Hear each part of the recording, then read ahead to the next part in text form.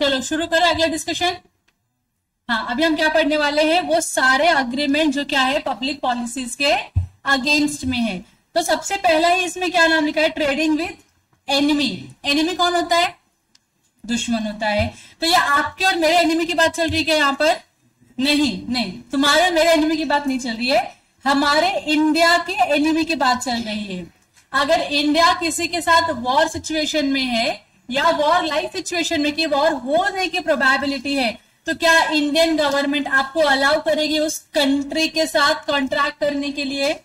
नहीं। अगर आप फ्रेशली कॉन्ट्रैक्ट में एंटर करना चाहोगे तो नहीं करने देंगे, बोलेंगे वॉइड एग्रीमेंट है, कैंसिल करो, अभी वॉर होने वाला है अपने बीच में, नहीं कर सकते हो। दूसरा, अगर आप पहले से ही कर रहे हो, तो जैसे चाइना से हम बहुत सारे आइटम्स इंपोर्ट करते हैं, तो ऑलरेडी आपका अग्रीमेंट साइंड होगा, तो आप क्या उसको वॉइड कर दोगे? नहीं, कुछ टाइम के लिए उसको क्या कर देंगे, सस्पेंड कर देंगे। क्या कर देंगे? सस्पेंड। लॉ बोलता है टेंशन नहीं लो, अगर आपका ऐसा कॉन्ट्रैक्ट है जिसमें इंडिया की इंटीग्रिटी या सोवेनिटी को कोई नुकसान नहीं पहुंचता है, कोई हार्म नहीं होता है, तो उस सिचुएशन में आपके कॉन्ट्रैक्ट को till the time of war हम क्या करेंगे, सस्पेंड करेंगे। वॉर खत्म होने के बाद आप क्या कर सकते हो, रिवाइव कर सकते हो अपने कॉन्ट्रैक्ट को, मतलब फिर से रीस्टार्ट कर सकते हो। ठीक है, तो पहला है ट्रेडिंग विद एनिमी का कॉन्सेप्ट। एग्जाम्पल रीड कर लो डायरेक्टली, इतना इनफ है आप लोगों के लिए। See, India entered into a war-like situation with China. Mr. A from India entered into a contract with China for import of toys. Toys import कर रहा है, कोई दिक्कत ही नहीं है इसमें. But such contract is void as China is an alien enemy of India. क्योंकि हमारा इंडिया का और चाइना का क्या हो रहा है, वॉर हो रहा है। तो डेफिनेटली आप एलियन एनिमी बन जाते हो। एनिमी बन गए तो आपके साथ कोई भी कॉन्ट्रैक्ट करना वैलिड हो ही नहीं सकता। The contract if made before such war like situation, मतलब वॉर के पहले अगर आपने कॉन्ट्रैक्ट किया है तो इट विल बी सस्पेंडेड और डिसॉल्व। या तो बोलेंगे क्लोज कर दो, या तो बोलेंगे सस्पेंड कर दो, रिवाइव कर देना लेटर ऑन, हाँ कि ना।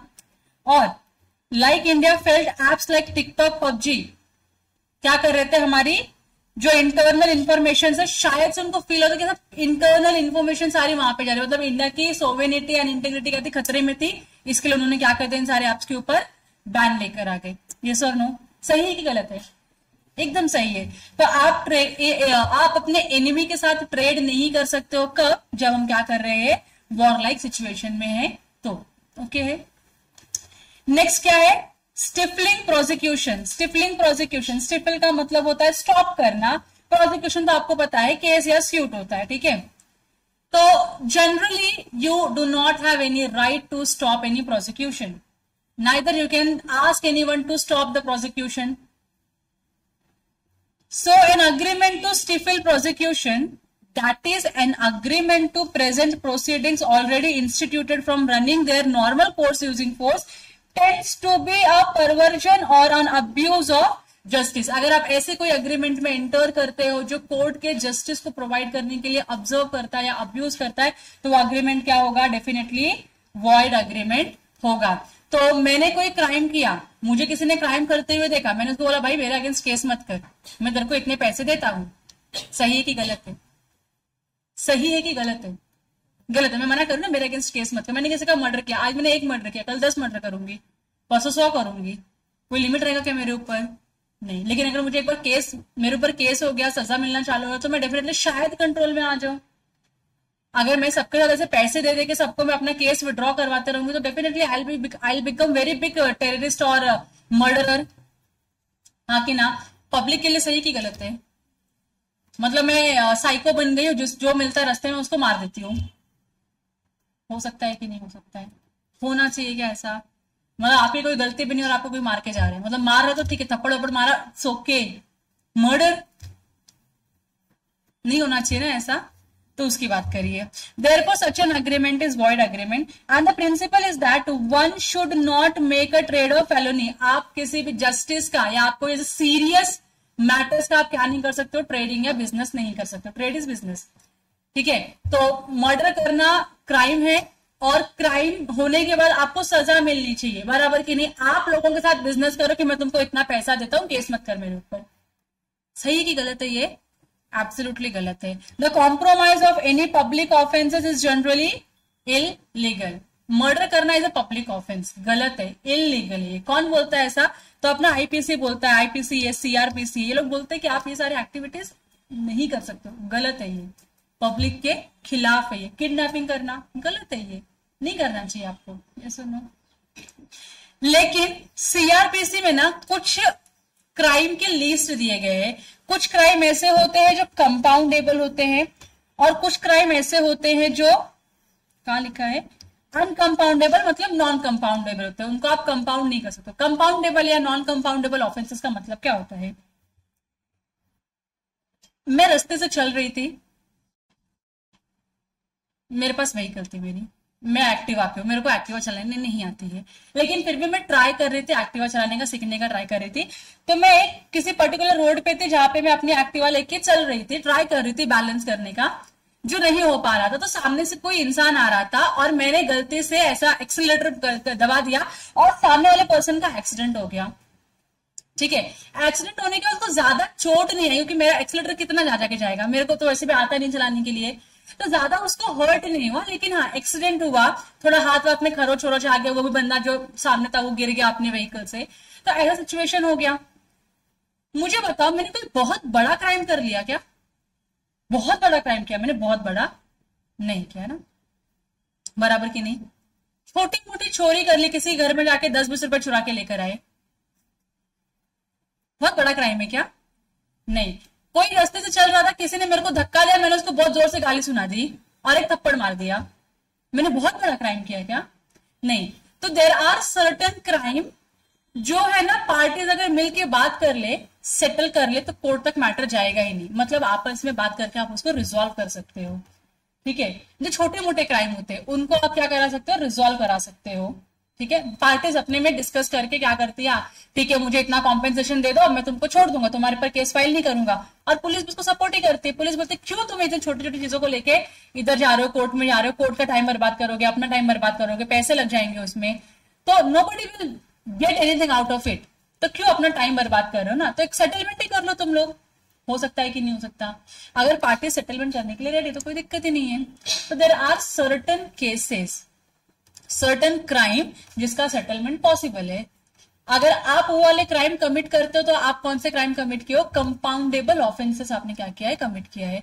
कंपाउंडेबल ऑफेंसेस में जैसे मैंने यहाँ पे बोला कि इस पर्सन को लग गया, से फॉर एग्जाम्पल उसका हाथ टूट गया, अब हाथ टूट गया तो हॉस्पिटल का खर्चा मुझको बेयर करना पड़ेगा ना, क्योंकि मेरी वजह से उसका हाथ टूटा है। यस और नो? तो बोलता है मैं तुम्हारे अगेंस्ट केस करूंगा। बोले केस क्यों कर रहा है बिना मतलब का? मेरा टाइम खोटा होगा, तेरा टाइम खोटी होगा। एक काम करते हैं ना, तेरा हॉस्पिटल का खर्चा मैं दे देती हूँ, इसके अलावा तेरा हाथ रिपेयर होने तक का जो भी खर्चा आएगा मैं कर देती हूँ। गलती करी इसके लिए कॉम्पेंसेशन में 10,000 रुपया एडिशनल देती हूँ तुझको मैं। तो एक काम कर, केस मत कर मेरे ऊपर। मान गया वो, ये मैं रिपेयर करके दे रही हूँ, एडिशनल 10,000 रुपीज में कॉम्प ऑफ में दे रही हूँ उसको, तो मान गया वो, बोला ठीक है चलेगा, मैं तुम्हारे ऊपर केस फाइल नहीं करूंगा। तो क्या हमारे, मेरे और उस सामने जो पर्सन था जिसका एक्सीडेंट हुआ उसके बीच में हमने कोई वॉइड एग्रीमेंट हुआ क्या? वर्ड एग्रीमेंट हुआ क्या? नहीं। जो कंपाउंडेबल ऑफेंसेस होते हैं, जो क्या होते हैं, जो कंपाउंडेबल ऑफेंसेस होते हैं, कंपाउंडेबल ऑफेंसेस में अगर आप अग्रीमेंट करते हो, कंपाउंडेबल ऑफेंसेस में अगर आप अग्रीमेंट करते हो, not to institute a case, not to institute a suit,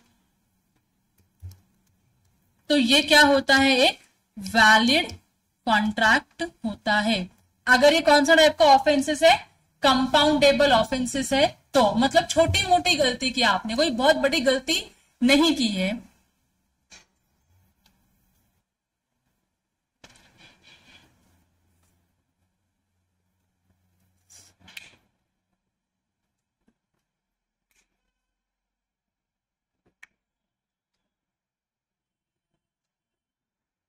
आपको दिख रहा है कि नहीं? Agreement not to institute a suit, मतलब केस फाइल नहीं करने का अग्रीमेंट।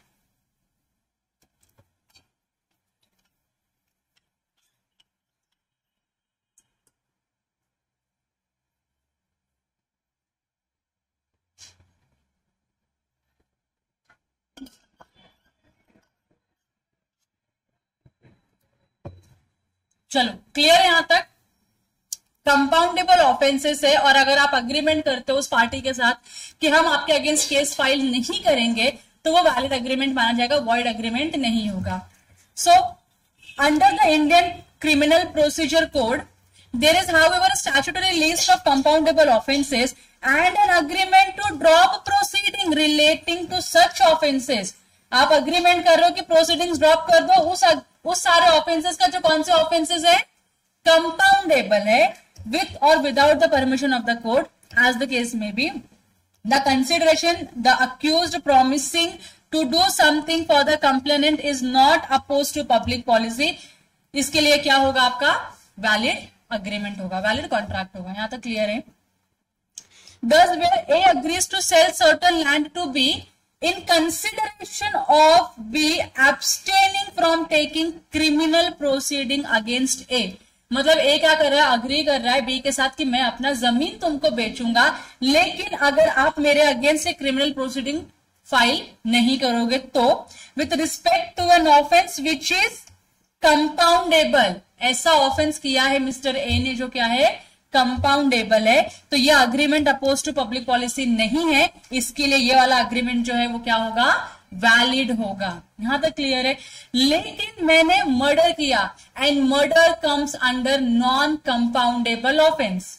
ठीक है, अब मैंने नॉन कंपाउंडेबल ऑफेंस कमिट किया है और मैं अग्रीमेंट करती हूं किसी भी पार्टी के साथ ये बोल के कि मैं आपको पैसे दे दूंगी, आप मेरे अगेंस्ट केस फाइल मत करो, तो ये मेरा अग्रीमेंट क्या हो जाएगा, वॉइड अग्रीमेंट हो. कि मर्डर करना इज सीरियस क्राइम. आज आप एक मर्डर करोगे, आप कल बहुत ज्यादा मर्डर करोगे बिना किसी डर के कि पैसे देंगे काम हो जाएगा अपना. यस और नो, तो आप ये नहीं कर सकते हो.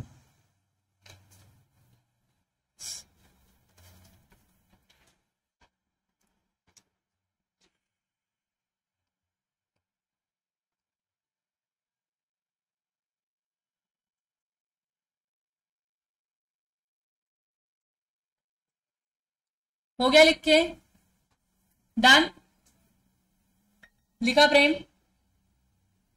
सब याद रह जाएगा. शार्प मेमोरी मुझे भी ना. इसके लिए लड़कियां जल्दी पास होती है. देखो सब लड़कियां लिख रही है और लड़के पीछे रह जाते हैं. चलो अगला जो अग्रीमेंट है that is about maintenance and champerty. देखो अब मेंटेनेंस क्या होता है पहले मैं पढ़ूंगी, एग्जांपल बताऊंगी, आपको समझ जाएगा. नहीं समझा तो मुझे फिर से पूछ लो. ठीक है. Maintenance is an agreement in which person promises to maintain a suit which he has no interest.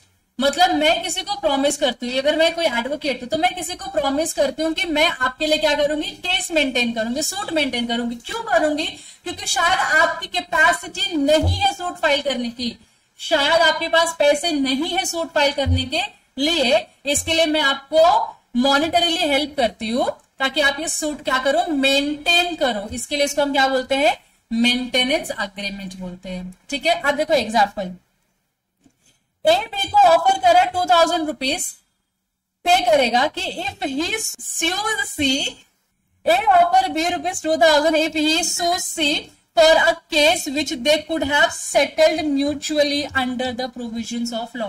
मतलब it is kind of a compoundable offence है क्योंकि म्यूचुअली सेटल हो सकता है. लेकिन ए क्या बोल रहा है, I pay you 2000 rupees if you file a suit against C. मतलब ए क्या करेगा, बी को पैसे देगा. कितने पैसे देगा, 2000 रुपीज देगा. ए बी को 2000 रुपीज देगा. कब, जब बी क्या करेगा, सी के ऊपर केस फाइल करेगा तब, ताकि ए क्या कर सके, इसको पैसे दे सके ताकि केस क्या हो सके, मेंटेन हो सके. सच अग्रीमेंट इज मेंटेनेंस अग्रीमेंट. अच्छा इसका रीजन क्या है, क्यों ए क्यों बी को पैसे दे रहा है कि तू सी के अगेंस्ट में केस फाइल कर, जस्ट टू एनॉय सी. मतलब उसको खाली परेशान करने के लिए. क्यों, हो सकता है ना किसी का म्यूचुअली दुश्मनी हो, वो खाली एक तरीका ही ढूंढ रहा है, चांस ढूंढ रहा है, तो कुछ तो ऐसा कर दे तेरे अगेंस्ट केस फाइल कर देंगे. और चांस मिल गया ए को. अब ए के साथ तो कुछ हुआ नहीं है गलत, बी के साथ गलत हुआ, बी और सी का कुछ प्रॉब्लम हुआ रहेगा, तो ए इसका एडवांटेज लेना चाहता है. तो ए क्या बोल रहा है बी को, I pay you some of money, you file a case against this person, maintain the case. अब क्यों मेंटेन, अच्छा कोई जेन्युइन रीजन होगा if it is a genuine reason तो कॉन्ट्रैक्ट वैलिड होगा मेंटेनेंस का। लेकिन यहाँ पे लिखा है जस्ट टू एनॉय सी, मतलब खाली क्या करने के लिए, उसको परेशान करने के लिए आपने क्या किया है, केस फाइल किया है। बहुत लोग होते हैं ना, परेशान करने के लिए लोगों को कुछ भी हद तक गुजर जाते हैं। तो बस ये वही इंसान है, किसी को परेशान करना चाहता है, इसके लिए उसने बी को बोला I will pay you some of money, you file a suit against C, I will maintain this case, मतलब पैसे लगेंगे जितने भी, I will be paying you this money, तो कोई दिक्कत नहीं है।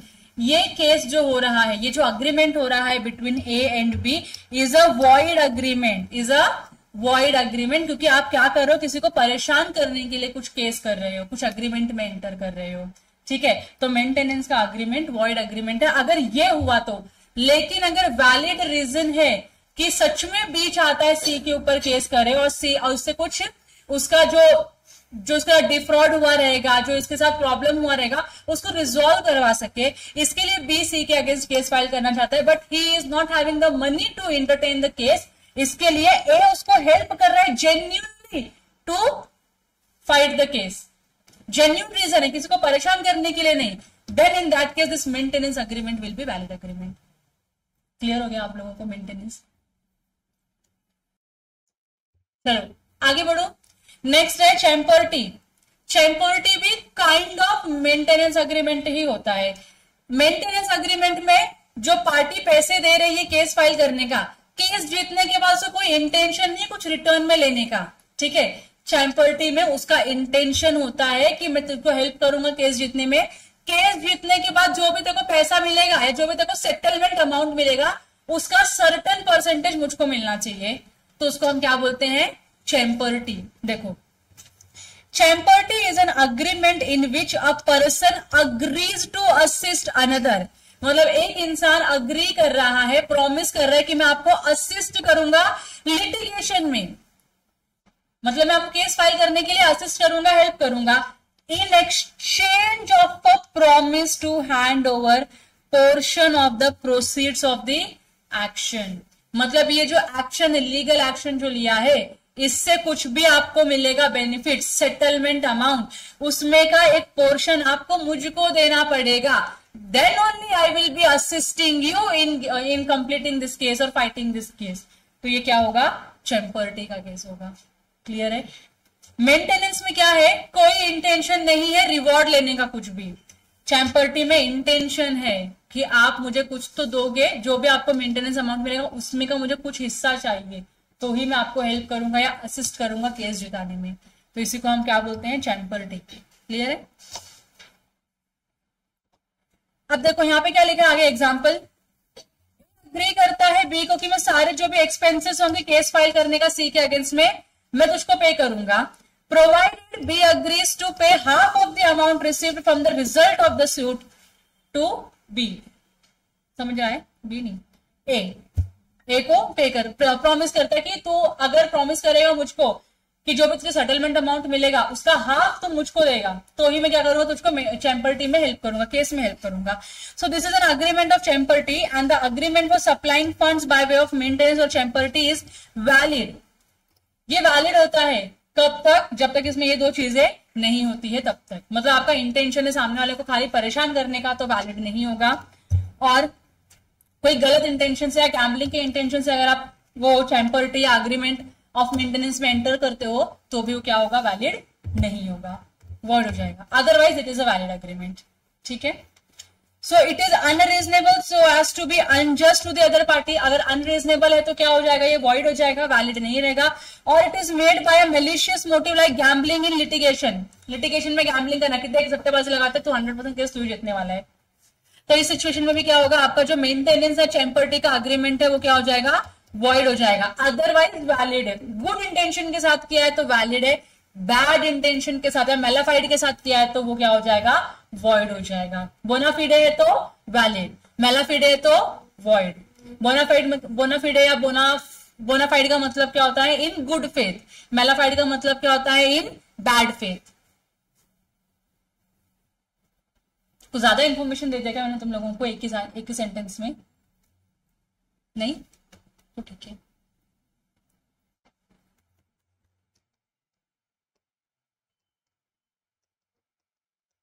तुम लोगों ने पढ़ा भी तो था इसको।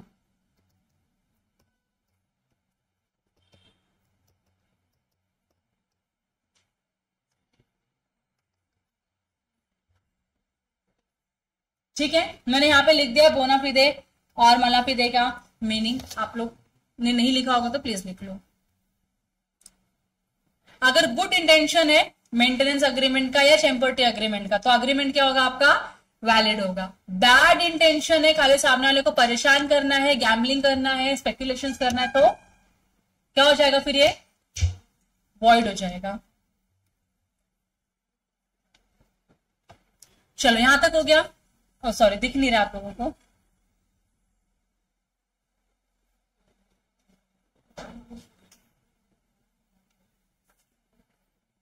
हाँ, MALAFIDE।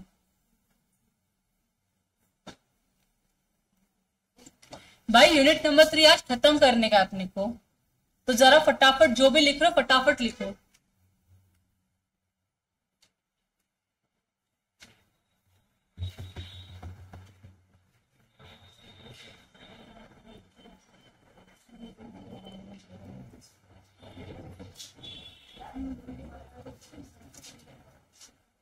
डन, चलो आगे बढ़े। नेक्स्ट पॉइंट है, नेक्स्ट अग्रीमेंट जो वॉइड अग्रीमेंट है वो क्या है, trafficking relating to public offices and titles. मैंने आपको कुछ अभी ब्रेक के पहले कुछ बताया था इसके बारे में। मुझे पुलिस बनना था, पापा ने पैसे दिए, पुलिस बन दी मैं।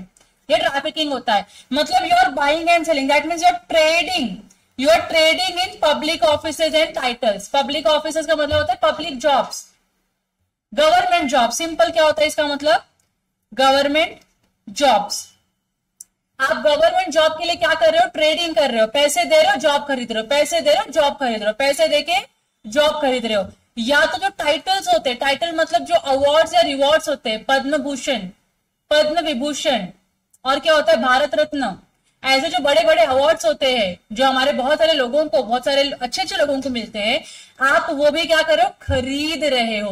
That means you are not a deserving candidate to become Padma Vibhushan, लेकिन आपके पास पैसा है और आपको चाहिए, तो आप पैसे देके पद्म विभूषण का अगर आप टाइटल परचेस करते हो तो ये क्या है, वॉइड अग्रीमेंट है। समझ में आ रहा है आप लोगों को। डिजर्विंग कैंडिडेट होगा तो फोन आएगा आपको कि भैया आपको पद्म भूषण के लिए सिलेक्ट किया है, आ जाना इस दिन पे इस तारीख को। डिजर्विंग रहोगे तो, नॉन डिजर्विंग को पैसे देके खरीदने पड़ते हैं। अगर आपने पैसे दे के टाइटल्स खरीदा या पब्लिक जॉब खरीदा है, that agreement itself is a void agreement. यहां तक क्लियर है आप लोगों को। चलो, agreement to trafficking in public offices is oppose to public policy. It interferes with the appointment of a person best qualified for the services to the of the public. तो होता क्या है, अगर आप लोगों ने पब्लिक जॉब खरीदे, आपकी गवर्नमेंट जॉब्स आपने खरीद लिए, तो you are not the candidate deserving for that job, तो आप वो काम करोगे ही नहीं जो आपको करना चाहिए, तो पब्लिक का नुकसान होगा कि नहीं होगा, होगा। इसके लिए आपको डिजर्विंग कैंडिडेट बनना है, फिर आपको जॉब मिलेगी, फिर आपके जो आपका जो काम है आप वो काम करोगे, करेक्ट। अदरवाइज आप क्या करोगे, पैसे देके जॉब खरीदा है, इसके लिए आप काम नहीं करोगे, तो पब्लिक का क्या होने वाला है, नुकसान होने वाला है। प्लस गवर्नमेंट का नुकसान होगा कि उतनी सारी सैलरी आपको मिलेगी, प्लस रिटायरमेंट बेनिफिट्स मिलेंगे, पर उसका आउटकम कुछ आने वाला नहीं है तुम्हारे साइड से। इसके लिए क्या है, पब्लिक पॉलिसी के अगेंस्ट में है। Public policy requires that there should be no money consideration for the appointment to an office in which the public is interested। जिसमें पब्लिक इंटरेस्ट है, जहां पे पब्लिक का बेनिफिट है, उस वहां पे आपको कुछ भी पैसे देके सेटलमेंट नहीं लगाने हैं, पैसे देके जॉब्स नहीं खरीदने हैं। और कुछ एग्जांपल्स दिए वहां पे। तो पहला एग्जांपल क्या दिया है, agreement to pay money to a public servant in order to induce him to retire from his office so that another person may secure the appointment is void। मतलब से फॉर एग्जाम्पल यहाँ पे mister x है, ठीक है, he is holding some public position, मतलब कोई अच्छा जॉब टाइटल है इनके पास। अभी इनका जो रिटायरमेंट है ना, नजदीक आ चुका है, नजदीक आ चुका है, मतलब अगले 6 महीने में क्या है, इनका रिटायरमेंट है। अब ये रिटायर होंगे तो इनकी पोस्ट पे कोई डिजर्विंग कैंडिडेट आ जाएगा, बराबर की नहीं। तो यहां पे कोई मिस्टर सी है, मिस्टर सी चाहता है ये वाली पोजीशन लेने का, तो मिस्टर सी मिस्टर एक्स को पैसे दे रहा है और मिस्टर एक्स को बोलता है कि आप है ना क्यों रिटायरमेंट का वेट कर रहे हो 6 महीने का, आप अभी रिटायरमेंट ले लो, आपका ये पोजीशन खाली करो, मैं यहाँ पे अपॉइंट हो जाऊंगा और इसके बदले में आपको इतने पैसे देता हूं मैं, आप रिटायरमेंट ले लो, मुझको जॉब मिल जाएगी उस पोजीशन पे, बराबर की नहीं? बताओ ये सही है कि गलत है? गलत है। ये क्या है? वॉइड एग्रीमेंट है। दूसरा, an agreement to procure a public recognition like Padma Vibhushan for reward is void, कि मैं आपको पैसा देता हूं, आप मुझको रिवॉर्ड दे दो, मैं आपको पैसा दूंगा, आप मुझको पद्म विभूषण दे दो, मैं आपको पैसा देता हूं, आप मुझको भारत रत्न दे दो। भारत रत्न बनने की औकात होगी तो खुद बनेगा, पैसे देके खरीदने की जरूरत नहीं पड़ेगी। तो अगर आप ऐसा अग्रीमेंट करते हो तो ये अग्रीमेंट क्या है? वॉइड एग्रीमेंट है। अब नेक्स्ट आप लोग क्या करोगे? एग्जाम्पल नंबर 41 क्विकली 1 मिनट में रीड करोगे। सबका हो गया पढ़ के? सबका पढ़ के हो गया? आदित्य पढ़ लिया? ठीक है। नेक्स्ट है, कुछ डाउट है उसमें? नहीं, ठीक है। Agreements tending to create monopolies. Monopoly पता क्या होता है आप लोगों को? क्या होता है? सिंगल सेलर मल्टीपल बायर्स होते हैं। जो सिंगल सेलर होता है वो अपनी मनमानी कर सकता है मार्केट में, हाई प्राइस चार्ज कर सकता है, लोवेस्ट क्वालिटी का गुड्स दे सकता है। यस, इसी को हम बोलते हैं मोनोपोली। जनरली मोनोपोली होता तो ये सारी सिचुएशन अराइज होती है। सिंगल सेलर है, रीजनेबल प्राइस पे रीजनेबल गुड्स देगा तो कोई दिक्कत है किसी को? नहीं। सिंगल सेलर है, अनरीजनेबल प्राइस पे या हाई प्राइस पे लो क्वालिटी का गुड्स देगा तो प्रॉब्लम है, डेफिनेटली प्रॉब्लम है, बराबर की नहीं? तो आपने अग्रीमेंट किया है tending to create monopolies. Monopoly create करने के लिए आप अग्रीमेंट करते हो किसी के साथ, तो अग्रीमेंट वैलिड होगा क्या? नहीं, वो अग्रीमेंट क्या होगा? वॉइड होगा। तो यहाँ पे एग्जाम्पल दिया है कि दो मैन्युफैक्चरर है, XYZ और ABC मैन्युफैक्चरर। तो अभी कोविड की सिचुएशन में क्या हुआ था? कोविड के पहले ऑक्सीजन की रिक्वायरमेंट होती भी है, ये वो हमको कुछ पता नहीं था। जब से कोविड आया तो लोगों को मालूम पड़ा कि हाँ ऑक्सीजन इतना महंगा मिलता भी है और अब नहीं मिल रहा है मार्केट में। तो कोविड लाइक सिचुएशन में ऑक्सीजन की अवेलेबिलिटी होना जरूरी थी, अदरवाइज पेशेंट को ट्रीट नहीं किया जा पा रहा था या उनको रिकवर नहीं किया जा पा रहा था। इसके लिए इनको पता चला कि हम दोनों ही क्या है, अकेले मैन्युफैक्चरर है ऑक्सीजन के। तो एक काम करते हैं, हम दोनों एक अग्रीमेंट क्रिएट करते हैं, एक अग्रीमेंट बनाते हैं और हम लोग क्या करेंगे? मोनोपोली करेंगे। मोनोपोली से होगा क्या कि हम आपको हाईएस्ट रेट पे ऑक्सीजन सप्लाई करेंगे, इसका भी भला होगा, इसका भी भला होगा, बराबर की नहीं? लेकिन नुकसान किसका हो रहा है? पब्लिक का हो रहा है। जो नीडी पर्सन है उसको नहीं मिल रहा। जैसे मास्क के साथ हुआ था, जो मास्क 10 रुपए या 20 रुपए का मिल रहा था कोविड के सिचुएशन में, वो भी 80 रुपए का मिल रहा था, 100 रुपए का मिल रहा था। मतलब they were trying to create monopoly. उनको पता है कि तुमको यहां से लेना पड़ेगा, यहां से तुम्हारे पास चॉइस नहीं है किधर और से लेने का, तो अपनी मनमानी प्राइस लगा रहे थे कि नहीं? तो इससे नुकसान पब्लिक का हो रहा था, आम जनता का नुकसान हो रहा था। तो ऐसे अग्रीमेंट क्या होते हैं? void agreements. So XYZ and ABC were the only manufacturer of the oxygen cylinder in the West Bengal. They both entered into a contract for supplying the same at a very high rates and enjoy the monopoly rate during the COVID period in the country. Such contract is opposed to public policy as they intend to create monopolies itself. ठीक है, तो ये contract क्या हो जाएगा आपका पूरा का पूरा? void, कोई वैलिडिटी इसको नहीं मिलेगी। नेक्स्ट है marriage brokerage agreement. Marriage brokerage agreement मतलब शादी करवाने के लिए जो ब्रोकर्स होते हैं उनके साथ किया हुआ अग्रीमेंट। मतलब ब्राइड का पार्टी होगा, ग्रूम का पार्टी होगा और बीच में क्या होगा? एक इंटरमीडियरी इन दोनों को कनेक्ट करवा के देगा और बोलेगा मेरे इतने पैसे लाओ, दान दक्षिणा दे दो मुझको भी। समझ में आ रहा है आप लोगों को? तो ये जो ब्रोकर शादी करवाने के पैसे ले रहा है ना, गलत है ये। आप शादी करवाने के पैसे नहीं ले सकते हो, ठीक है? तो यहां पे क्या बोला है? एन अग्रीमेंट, ध्यान दो, चलेगा शादी करने तुम लोग। An agreement to negotiate marriage for reward, मतलब आप शादी करवा रहे ताकि आपको क्या मिले? रिवॉर्ड मिले, which is known as marriage brokerage contract is void as it is oppose to public policy. समझ में आ रहा है? अभी कल हम लोग कोई लॉ देख रहे थे, हमारे LLB में है, मुस्लिम्स के लॉ है, मतलब उनकी शादी, उनका हेरिटेज, उनका डिवोर्स एंड ऐसे बहुत सारी चीजें उसमें। तो वो लॉ में वो लेक्चर चालू था, उस लेक्चर में वो जो फैकल्टी थे उन्होंने बोला कि अगर कोई लड़की है और कोवर्जन करके उसकी शादी करवाई गई है, उसको शादी वैलिडली एक्सेप्ट करना पड़ेगा। उनके वहां पे शादी कॉन्ट्रैक्ट होता है, शादी is a contract in Muslim law, ठीक है? अपने इंडियन लॉ में ऐसा नहीं होता है, लेकिन उनके लॉ में है, क्योंकि उनके लॉ थोड़े से डिफरेंट है अपने लॉ से। तो इस सिचुएशन में हुआ क्या, अगर कोई लड़की है जिसको नहीं करनी है शादी, तो उसको जबरदस्ती किया जाएगा कि तुझे उस पर्सन से शादी करनी ही है. That means the other person has use the coercion over the girl and they are forcing her to marry somebody. It can be any person, it can be good person, it can be bad person. शादी करवा रहे हैं उससे, और शादी होने के बाद she can not resign the contract. उसको एक्सेप्ट ही करना पड़ेगा. That contract of marriage is contract even though created under coercion. उसके वो उनके सिचुएशंस पे अपना ये नॉर्मल कॉन्ट्रैक्ट एक्ट अप्लाई नहीं होता है. ठीक है, तो यहाँ पे क्या बोला है कि अगर कोई इंटरमीडियरी आता है आपकी शादी करवाने के लिए और बोलता है मैं आपकी शादी करवा के दूंगा और आपको मुझको इतने पैसे देने पड़ेंगे, तो ये अग्रीमेंट वॉइड अग्रीमेंट है इंडिया में हिंदूज के लिए. कि हिंदूज एक्ट में ऐसा नहीं लिखा है कहीं भी. लिखा भी होगा तो मैंने अभी तक पढ़ा नहीं है या सुना नहीं है. ठीक है, क्योंकि ये अपोज टू पब्लिक पॉलिसी माना था कि शादी करने का सबका अपना चॉइस होता है, अधिकार होता है और इच्छा होती है. करने की इच्छा नहीं है शादी तो क्यों करोगे शादी जबरदस्ती का? यस और नो, हाँ कि ना, बस उसकी बात चल रही है. For instance an agreement to pay money to a person hired to procure a wife is oppose to public policy and therefore void. कि मेरे लिए एक लड़की लाके दे दो, मैं आपको इतना पैसा दूंगा, शादी करवा दो मेरे को पैसा, आपको पैसा मिल जाएगा, आप मेरी शादी करवा दो काली. तो ये क्या वैलिड है? क्या ये वैलिड है? जोर से बोलो. नहीं, ये वैलिड नहीं है.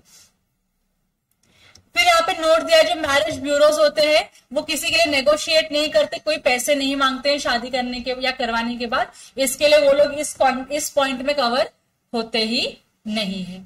ठीक है, हमने ऑलरेडी ऊपर डिस्कस कर लिया था. नेक्स्ट है interference with the course of justice.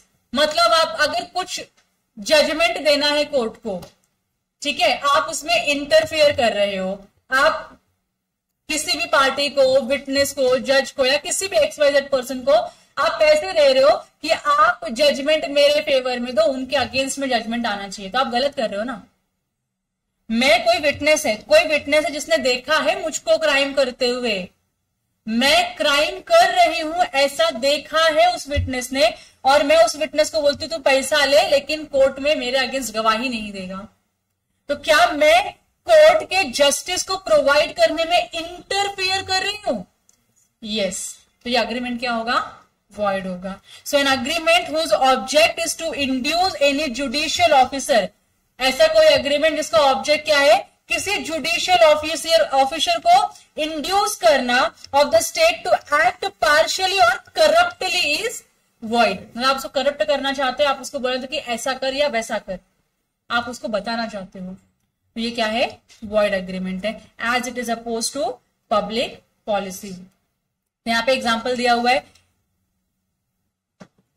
Agreement by A to reward B who is an intended witness in suit against A in consideration of B is abstaining himself from the trial for the same reason. An agreement which contemplates the use of underhand means to influence the legislation is void. आप किसी भी तरीके से legislation के justice को provide करने में किसी भी तरीके से अपना हाथ पैर मुंह डालते हो तो वो क्या होगा? वॉइड ही होगा. किसी जुडिशियल ऑफिसर को पैसे खिला देना वॉइड है, विटनेस को पैसे खिला देना वॉइड है.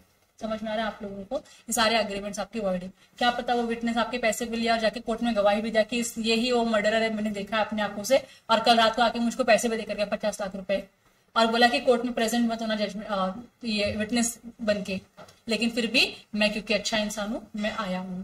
तो क्या वो भी मिस्टर ए जो है जिसने पैसे दे 50 लाख रुपए रिटर्न ले सकता है? नहीं ले सकता. पैसे भी गए, जिंदगी भी गई, बराबर की नहीं. Void agreement. फिर नेक्स्ट आता है इंटरेस्ट अगेंस्ट ऑब्लिगेशन. इंटरेस्ट का मतलब होता है मनी और मॉनिटरी कंसिडरेशन. ठीक है, following are the examples of the agreement that are void as the intent to create interest against obligation. कुछ एग्जांपल्स देके रखे हुए लोगों ने जो पब्लिक पॉलिसी के अगेंस्ट बोल रहे हैं आपका इंटरेस्ट क्रिएट हो रहा है, which is obligation on you. आपका ऑब्लिगेशन है आपको काम करना, लेकिन फिर भी आपको काम नहीं करो, आप इंटरेस्ट क्रिएट करना चाहते हो, आप पैसे डिमांड करना चाहते हो और फिर आप काम करना चाहते हो, तो it is against public policy. So an agreement by an agent to receive without his principal's consent compensation from another for the performance of his agency is invalid. अगर आपका ऑलरेडी कोई प्रिंसिपल है तो एजेंट का obligation क्या है, उस principal के लिए काम करना ना, ये इसका ऑब्लिगेशन है। लेकिन ये एजेंट जो नालायक है वो किसी और से पैसे ले रहा है और बोलता है मैं आपके लिए काम करता हूं, ये गलत है, वॉइड अग्रीमेंट है। So agreement by agent to receive without his principal's consent, principal का अप्रूवल लिए बिना अगर आप किसी और पार्टी से कॉम्पेंसेशन लेते हो for performance of your agency is invalid, void agreement है। ठीक है, नेक्स्ट क्या बोला है, A who is the manager of a firm agrees to pass contract to X, मतलब A है जो किसी फर्म में मैनेजर है, इसके पास मतलब क्या है, पावर है कॉन्ट्रैक्ट को एक्सेप्ट करने का। मतलब 10 लोग कॉन्ट्रैक्ट देंगे तो वो किसी एक को कॉन्ट्रैक्ट मिलेगा और वो एक को सिलेक्ट करने का पावर किसके पास है, ए के पास है। वो बोलता है if X pays to A ₹2 lakhs privately तो मैं आपको क्या दूंगा, कॉन्ट्रैक्ट दे दूंगा। तो बताओ ये वैलिड अग्रीमेंट है कि वॉइड अग्रीमेंट है? इसकी तो लीगल ड्यूटी है ना कि आप भाई जो बेस्ट कॉन्ट्रैक्टर होगा उसको आपको क्या देना है, कॉन्ट्रैक्ट देना है काम करने का। लेकिन आप क्या कर रहे हो, जो आपको पैसे खिला रहा है, ब्राइब दे रहा है, आप उसको कॉन्ट्रैक्ट दे रहे हो ना, बराबर की नहीं, हाँ कि ना? तो ये क्या है, गलत है। ये क्या है आपका, सॉरी ये अग्रीमेंट क्या है आपका, वॉइड अग्रीमेंट है। किसके साथ अग्रीमेंट किया गया, एक्स और ए के बीच में किया गया अग्रीमेंट, जहां पे वो लोग किसके बारे में बात कर रहे हैं, ब्राइबरी की बात कर रहे हैं। ठीक है, नेक्स्ट पॉइंट है और लास्ट पॉइंट है consideration unlawful in part, unlawful है और पार्ट में है। से for example I have appointed Supriya in my office, she is the one who manages my business. और मेरे पास ऐसे 4 बिजनेस है, 4 बिजनेस में एक बिजनेस में मैं क्या करती हूँ, टीचिंग कर रही हूँ तो मेरा टीचिंग का बिजनेस वो हैंडल करती है। एक बिजनेस में कर रही हूँ रियल एस्टेट का, मेरा वो बिजनेस भी सुप्रिया बहुत अच्छे से हैंडल कर रही है। एक बिजनेस में कर रही हूँ अपना ऑनलाइन ट्रेडिंग का, कुछ तो मतलब ऑनलाइन मेरा पोर्टल है, वहां पे कुछ ना कुछ ट्रेड करते रहती हूँ। और लास्ट मेरा एक बिजनेस है that is dealing in drugs. तो Supriya is managing my all 4 businesses, मतलब टीचिंग का भी बिजनेस वो मैनेज करती है, मतलब क्लासरूम को शेड्यूल करना, लेक्चर शेड्यूल करना, टाइम मैनेज करना सब वो करती है। रियल एस्टेट बिजनेस भी पूरा वही मैनेज कर रही है। मेरा जो ऑनलाइन ट्रेडिंग हो रहा है, जो भी मैं बिजनेस कर रही हूँ ऑनलाइन में, वो भी मैनेज कर रही है। और प्लस मेरा जो डीलिंग इन ड्रग्स है वो भी मैनेज कर रही है। आप लोगों को इन चारों में से इलीगल क्या लग रहा है, ड्रग्स। आप फ्रंटली दिख रहा है आप लोगों को इलीगल।